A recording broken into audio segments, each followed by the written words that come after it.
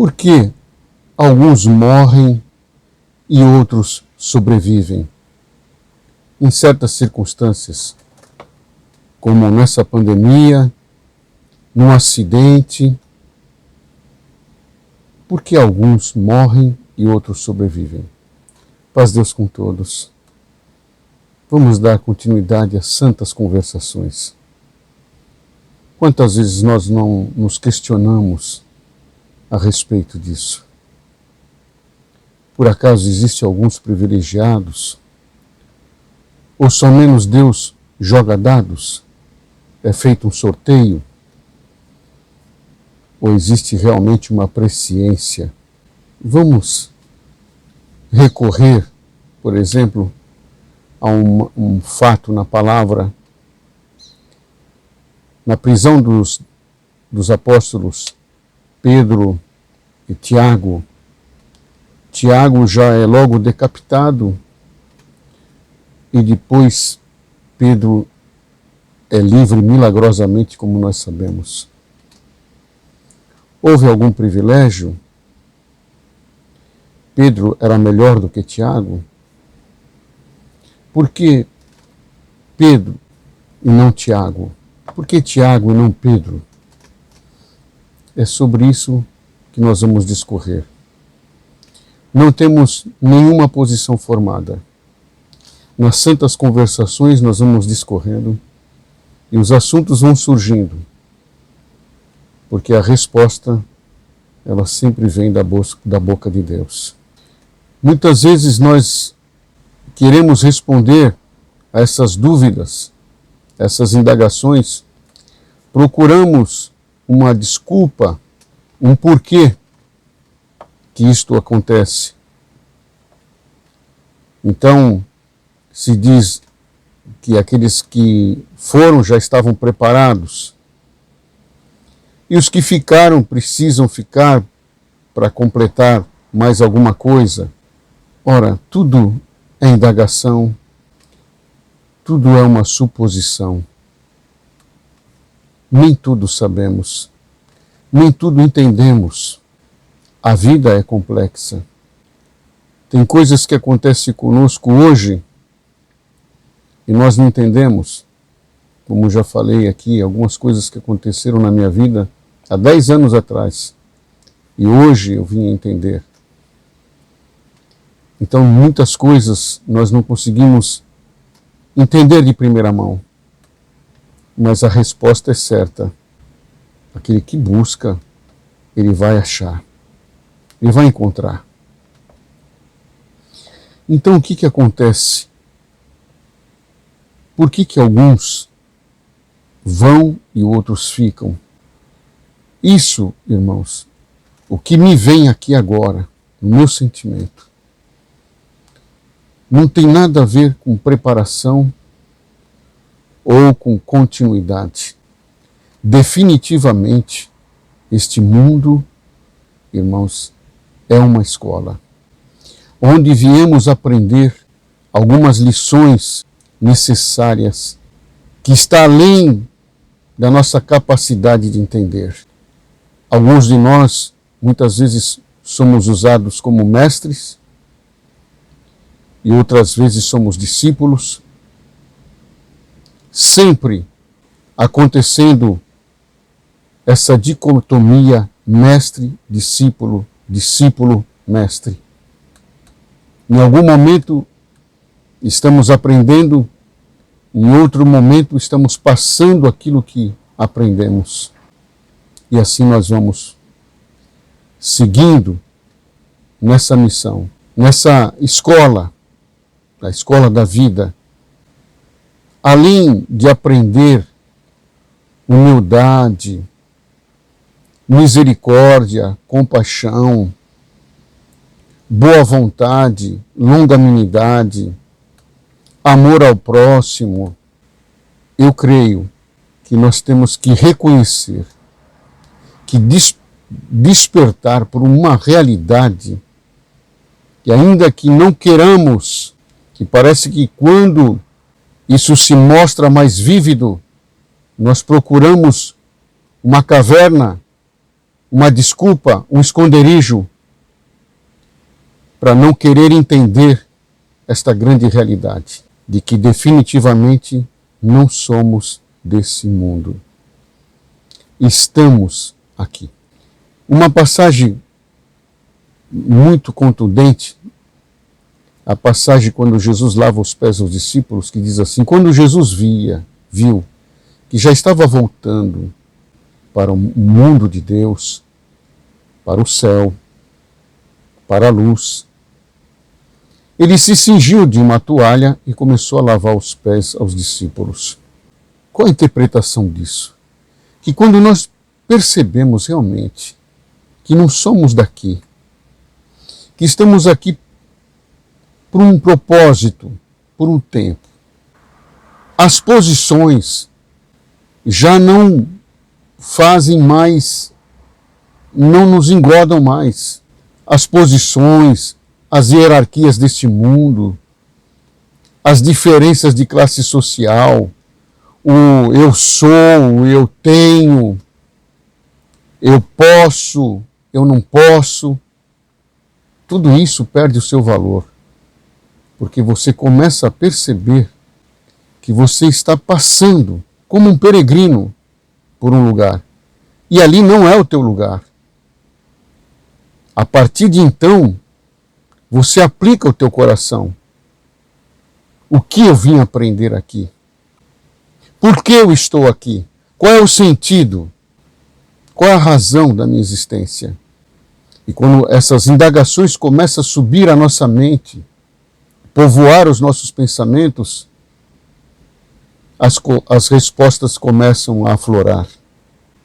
Então você já não fica mais, você não acredita mais nas ladainhas de que já era o tempo, ou não era o tempo, tudo tem é assim mesmo, uns vão, outros ficam. Não existe isso. Na realidade, nós estamos vivendo para um despertamento. Nós começamos a descobrir e entender as vozes dos profetas. Quando tinham visões, os irmãos podem perceber que eles dizem assim: e fui como que despertado de um grande sono. Querendo dizer que essa nossa vida aqui é um grande sono. E que aquela visão, aquela realidade, sim, era um despertamento. Que nós pertencemos a esse lugar de luz, desperto, de realidade, onde não precisa se abrir a boca para se justificar, onde não se precisa elucubrar justificativas e pensamentos e fazer debates para saber quem está certo e quem está errado, porque ali é plena consciência, é luz. Quem não sabe que nós caímos num sono profundo? Alguns vivem um sonho, uma fantasia, outros vivem pesadelos. Às vezes estamos em fantasia e às vezes estamos em pesadelo. Mas outros sim, tem alguns que vivem um pesadelo completo. Mas tudo é uma ilusão. Nós pertencemos a um mundo de luz, a uma realidade que tudo sabe, tudo conhece, tudo entende. E por um propósito que desconhecemos, maior, viemos experienciar as limitações da vida humana, as limitações, os medos. Pertencemos ao mundo das possibilidades, onde tudo se cria, tudo se forma, onde as coisas estão sendo projetadas para se manifestarem. E caímos num mundo aonde parece que estamos à sorte, à mercê das circunstâncias, de a qualquer momento sermos decepcionados, frustrados, ou sermos estupefatos, sermos tomados de arroubo, de alegria, de exaltação, de exultação. Mas na realidade, estamos vivendo um momento e nós começamos a perceber que viemos para ser despertados, viemos para sermos esclarecidos. E se entendemos esse momento de privação, de ilusão, conseguiremos chegar à grande iluminação, à grande realidade. E veremos através do véu, as escamas cairão e uma nova realidade se desdobrará na nossa frente. E parece que existe uma canção que diz assim: até quando? Até quando você quer ficar adormecido? Até quando você vai se cantar para si mesmo essa canção de ninar? Até quando você vai justificar, ou vai querer justificar a sua opinião, a sua posição? Até quando você vai querer aparecer para as pessoas de um jeito ou de outro? Até quando? Até quando você vai atuar? Até quando você vai usar as máscaras deste mundo? Infelizmente, nós vemos que são poucos que decidem: basta, vou tirar as máscaras, chega de atuar. Agora já entendi que realmente sou da luz e voltarei para a luz. E cabe a mim agora viver como um peregrino, mas um cidadão dos céus.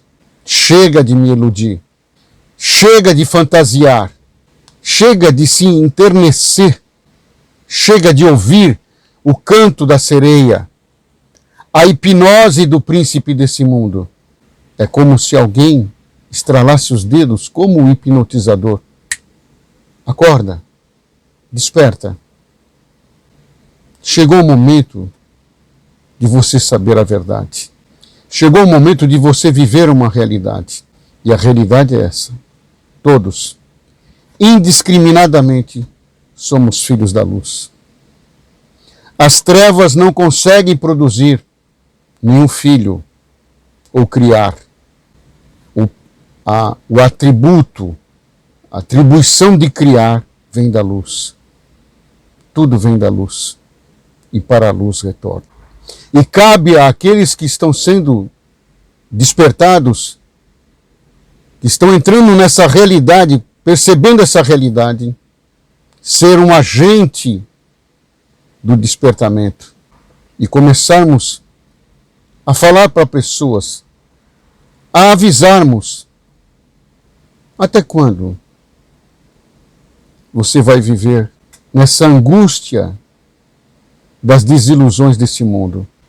Até quando você vai acreditar na sorte, na loteria, nas diferenças de classe, nas diferenças de raça, nas diferenças de religiões, de crenças? Até quando você vai acreditar nisso? Somos todos infinitamente filhos de um Pai só. Viemos da luz e para lá retornamos. Muitas coisas estão corroborando para que esse despertamento aconteça. E sempre há necessidade de o despertamento ser gradativo, porque quando alguém dorme profundamente, muito profundamente, alguém já falou isso, e isso também é notado, principalmente no meio dos monges budistas, quando ficam em meditação dias, meses, anos, e quando chega aquele tempo designado de trazer ele de volta, ou melhor, para essa realidade, para esse mundo fantasioso, existe todo um cuidado, porque se você fizer o despertamento brusco, alguém já falou que a pessoa pode até morrer, ou então se perder. Então por isso que essa morosidade, muitos não entendem. Por que essa demora?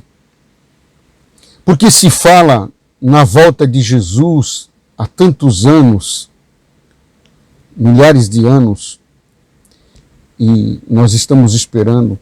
Nós percebemos que os discípulos já esperavam na sua época, já passou mais de 2000 anos. E muitos estão esperando a forma física de Jesus vir mesmo em nuvens. E que seria, irmãos, para a humanidade, uma forma física de um homem que viveu há mais de 2000 anos aparecer em nuvens? Na realidade, nós temos que perceber que a aparição do Cristo não é ali, não é aqui e nem lá. Ela tem que se manifestar aqui.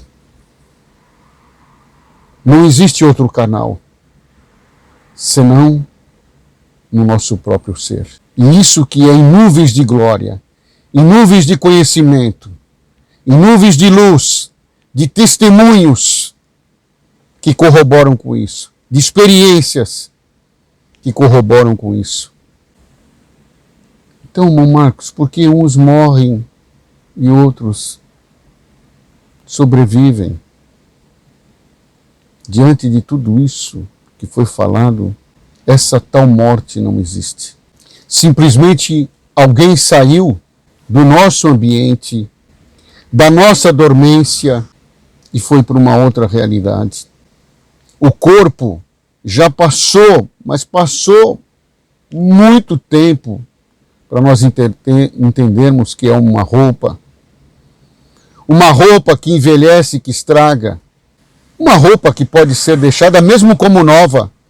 Porque alguém perguntará, e o recém-nascido? É uma roupa, mas a vida, o nome mesmo diz, é vida. É vida. Por isso que Jesus grita no meio do deserto, no meio da praça do templo, na sinagoga, na praia: vinde a mim, vós todos que estáis cansados e oprimidos, que estáis cansados de atuar, que estáis cansados das mazelas desse mundo, que estáis oprimidos pelas fantasias, pelo sistema. Vinde a mim, entrega-te à tua realidade, à luz do conhecimento, e vive uma nova vida com graça, como realmente um peregrino que é cidadão dos céus. Representa aquilo que tu é na essência. Jesus, na realidade, ele é o exemplo mais nobre de homem, de vida. Ele é a melhor expressão de manifestação de vida. Alguém já disse, nós temos que buscar a nossa melhor versão do existir. Jesus é a nossa melhor versão. Na realidade, Jesus não é simplesmente um salvador que veio nos salvar. Ele é o protótipo do que nós somos, essencialmente. Ele é a nossa melhor versão da existência. Nós somos Ele. Ele é nós. Quando você sabe disso, você pode dizer, eu sou o caminho, a verdade e a vida. Quando saímos pelo mundo, impingindo nas pessoas um medo do inferno, de um certo inferno, em troca da glória de um suposto céu, em vez de falar a verdade, em vez de despertar as pessoas para a realidade, de pescar a vida que está no meio deste mar de iniquidade, a vida essencial, o eu sou o que sou. Então a morte real, ela não acontece na aniquilação desse corpo. A morte real, ela acontece quando nós acreditamos que nós somos esse corpo, que nós pertencemos a esta vida, que terminando isso daqui, terminou tudo. Ah, não, por isso que eu sirvo a Deus, porque eu quero alcançar os céus, eu não posso ir para o inferno. Mas se você não for desperto agora, se essa chave, se esse conhecimento não estiver na tua mão, se você não souber o caminho de volta, ou seja, a tua realidade de que você já é da luz, que você já é do céu, como que você retornará? Ficará sempre imaginando que passará por um tribunal de julgamento, que alguém te julgará, que alguém te condenará ou te absolverá. Isso é este mundo. O reino deste mundo é assim, que absolve, que solta, que prende e que liberta. Na realidade, somos livres. Vai essa mensagem subliminar em toda a Escritura. Desperta tu que dorme para a tua verdadeira realidade. Hoje, a questão não seria por que uns sobrevivem e outros morrem. A questão seria: eu estou vivo? Eu estou desperto? Vivo na luz? No entendimento da minha realidade? Ou sou um moribundo, um fantasma no meio deste mundo de ilusão? Essa seria a questão mais razoável. Vamos começar a nos perguntar: estou realmente vivo? Vivo na realidade? E com certeza, quando começamos a fazer as perguntas reais, as respostas reais se manifestarão. Louvado seja Deus. Creio que os irmãos entenderam. Começamos despropositadamente esse vídeo. Jamais pensamos em chegar nessa mensagem final. A questão não é quem sobrevive e quem morre.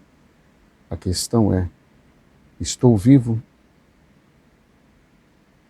Sinto Cristo já em mim? Me sinto um cidadão dos céus, da luz? Deus que abençoe grandemente. Ficam com Deus.